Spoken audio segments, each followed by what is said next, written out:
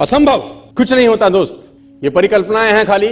और मैं आज तो आपको बहुत ईमानदारी से और 12 साल के तजुर्बे का निचोड़ निकाल के बता सकता हूं कि इस दुनिया में असंभव नाम का कोई शब्द होता ही नहीं है। इंसान कभी भी चंद्रमा पर नहीं पहुंच सकता, पृथ्वी विज्ञान की अधिकतम सीमा है।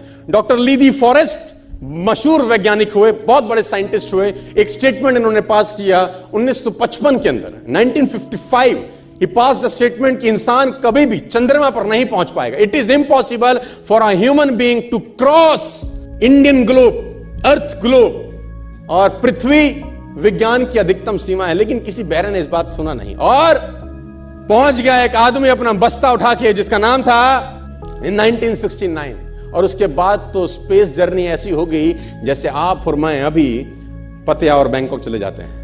लॉर्ड केल्विन बहुत बड़े साइंटिस्ट हुए, उनका स्टेटमेंट आया कि सिर्फ पक्षी उड़ान भर सकते हैं, हवा से भारी मशीन का उड़ान भरना असंभव है। इट इज इम्पॉसिबल कि हवा से कुछ भी भारा हो और वो उड़ सके, क्योंकि ग्रेविटी उसको गिरा देगा। लेकिन तमाचा मारा इन लोगों ने, तमाचा मारा और लिख के दिया कि हमने साइकिल के स्पेयर पार्ट से इंसानों को पक्षी बना दिया, साइकिल के स्पेयर पार्ट से इंसानों को पक्षी बना दिया। 16 साल लगे राइट ब्रदर्स को जहाज का निर्माण करने में, लेकिन इन लोगों ने उसकी बात नहीं सुनी कि जो कहते थे कि वायु का सिद्धांत तुम्हारे विपरीत है। यह बात भंवरे को कही जाती थी कि भंवरा वायु के सिद्धांत के कारण कभी जीवन मोड़ नहीं सकता, क्योंकि उसके पंख उसके शरीर से हल्के रहते हैं। लेकिन भंवरा साला किसी स्कूल में गया नहीं आज तक।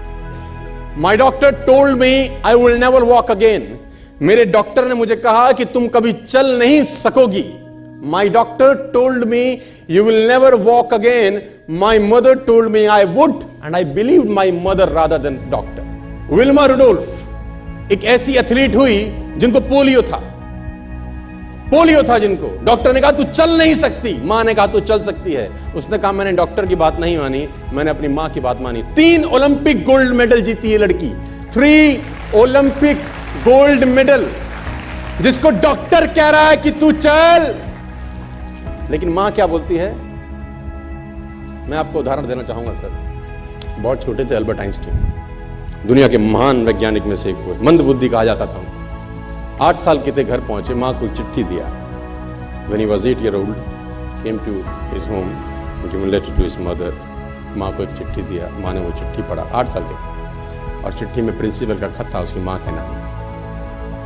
प्रिंसिपल ने ये लिख के भेजा कि आपका बच्चा विलक्षण प्रतिभा का धनी है, ग्रेट पावर है इसके अंदर, क्योंकि बहुत बड़े साइंटिस्ट बने, बड़े हो गए। मंद बुद्धि बचपन में समझा जाता था, आपका बच्चा विलक्षण प्रतिभा का धनी है, इसके अंदर असीम संभावनाएं हैं। तो हमारा स्कूल, हमारी मैनेजमेंट, हमारी फैकल्टी, हमारा टीचर इस लायक नहीं है कि हम आपके बच्चे को अच्छी शिक्षा दे सकें। तो it's better for you to take care of your son. आप अपने बच्चों को अपने घर में पढ़ाइए, हम लायक नहीं है कि आपके बच्चे को पढ़ा सके।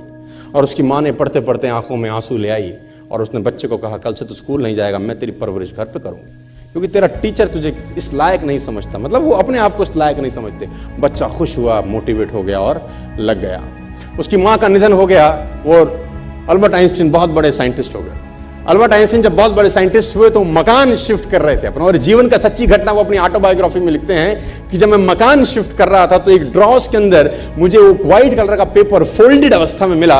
मुझे समझ नहीं था कि क्या है। मैंने उसको फोल्डिंग अवस्था से मिट्टी को हटा के जब खोला तो वो उस टीचर का लेटर था जो बहुत साल पहले टीचर ने मेरे हाथ में दिया था और मैंने अपनी मां के हाथ में रखा था। अब वो बड़ी उत्सुकता के साथ उस खत को पढ़ने लगे। जैसे उन्होंने खत पढ़ना शुरू किया और वो जार जार होकर रोए। उसमें लिखा था कि तुम्हारा बच्चा मंदबुद्धि है, ये हमारे स्कूल के लायक नहीं है, इसको आज के बाद हमारे स्कूल में मत भेजना, इसकी परवरिश खुद किया। मां ने उल्टा पढ़ा कि नहीं, ऐसा नहीं है, तू सब कुछ कर सकता है, तेरे हाथ पास पावर है, तेरे में प्रतिभा है, यू कैन डू वंडर्स। दोस्तों, इस दुनिया में किसी की बात मत सुनना। नेवर एवर बिलीव एनीबॉडी कि जो तुमको बोले कि तू नहीं कर सकता, कान पे मारना, बोला साले तू नहीं कर सकता, हम करेंगे।